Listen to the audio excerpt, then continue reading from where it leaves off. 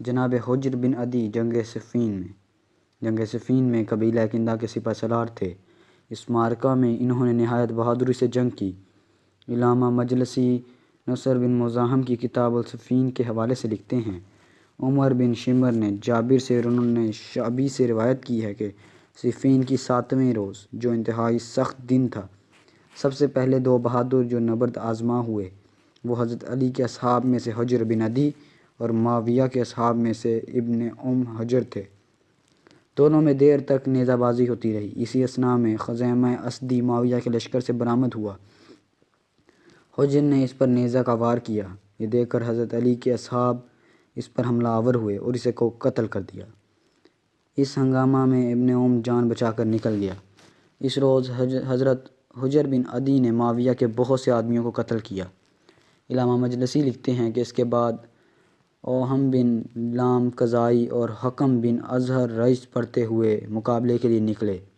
حجر نے دونوں کو یکے بعد دیگرے قتل کر دیا۔ یہ دیکھ کر مالک بن مسہر قضائی، جو حکم بن ازہر کا ابن تھا، شیر کی طرح بپھر کر حجر کے مقابلے کو نکلا۔ اس وقت یہ رچ پڑھ رہا تھا کہ میں مالک بن مسہر ہوں، میں بن کا بیٹا ہوں۔ تھوڑی دیر تک دونوں میں مقابلہ ہوتا رہا۔ بالآخر حجر نے موقع پا کر اس کو بھی قتل کر دیا۔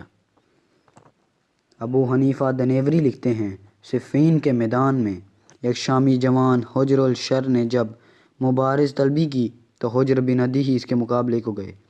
دونوں میں دیر تک نیزہ بازی ہوتی رہی۔ بالآخر حجر نے موقع پا کر اس پر ایسا وار کیا کہ شامی اپنے گھوڑے پر نہ سنبھل سکا اور زمین پر آ گرا۔ حجر بن عدی نے اس جنگ میں بڑی بیش قیمت خدمات انجام دیں اور شروع سے آخر تک برابر امیر المومنین علی علیہ السلام کے ساتھ رہے۔ اس کے بعد تحکیم کے موقع پر بھی حجر کی موجودگی ملتی ہے۔ چنانچہ جب قرارنامہ لکھا گیا تو حضرت علی علیہ السلام کے اصحاب میں سے گواہی دینے والوں میں آپ کا نام بھی ہے۔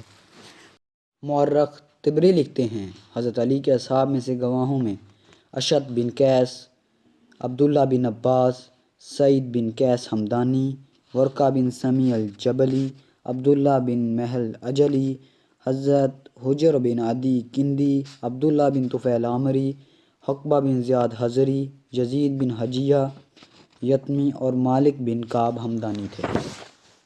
صفین سے فارغ ہونے پر امیر المومنین علی علیہ السلام نے دوبارہ اہل شام سے جنگ کرنا چاہی تو آپ نے رؤسا و اکابر اہل کوفہ کو جمع کر کے ایک خطبہ دیا اور ارشاد فرمایا، تم لوگ میرے معاون و مددگار ہو، مناسب ہے کہ ہر سردار اپنے اپنے گروہ کی ایک فہرست تیار کرے تاکہ لڑنے والوں کی تعداد کا صحیح اندازہ ہو سکے۔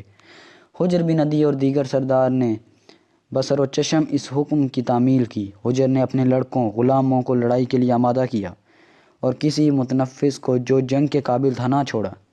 فہرست تیار ہونے پر معلوم ہوا کہ 40,000 نبرد آزما تجربہ کار، 17,000 نوعمر، 8,000 خادم جنگ میں جا سکتے تھے، لیکن امیر المومنین اپنے اصحاب کے اختلاف کی وجہ سے اقدام نہ فرما سکے۔ اس کے بعد نہروان میں جب خارجیوں سے مقابلہ ہوا تو وہاں بھی حجر میمنہ کی قیادت کرتے ہوئے نظر آتے ہیں۔ جنگ تدمر میں معاویہ نے ضحاک بن قیس کو 1000 سواریوں کے ہمراہ اسفل و اقصی پر روانہ کیا۔ یہ لشکر جا بجا لوٹ مار کرتا ہوا سالبہ تک پہنچ گیا۔ امیر المومنین کو جب یہ خبر معلوم ہوئی، آپ نے حجر بن عدی کو 4000 سواروں کے ساتھ مقابلہ کے لیے بھیجا۔ ان سپاہیوں کو آپ نے فی کس 50 درہم پہلے ہی دے دیے تھے۔ غرض یہ کہ تدمر کے مقام پر دونوں میں مڈ بھیڑ ہوئی۔ ضحاک کے 19 آدمی اور عراق کے 2 مارے گئے۔ جب رات ہوئی تو لڑائی موقوف ہو گئی۔ ضحاک اپنے لشکر کے بھاگ گیا۔